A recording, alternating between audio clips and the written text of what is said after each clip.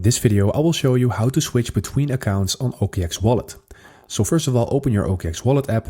And if you aren't started yet on OKX Wallet, then go ahead and check the link in the description to get a nice welcome bonus in free crypto up to $50. So anyway, let's dive into the video by clicking on the top left icon from our home tab. And here we're going to click on the top right profile icon. And here we can see the accounts that are attached to our OKX Wallet app.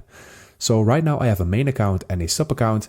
And if you want to switch between your accounts, then you can basically click on that account and then you will be redirected to that account. So it's really easy.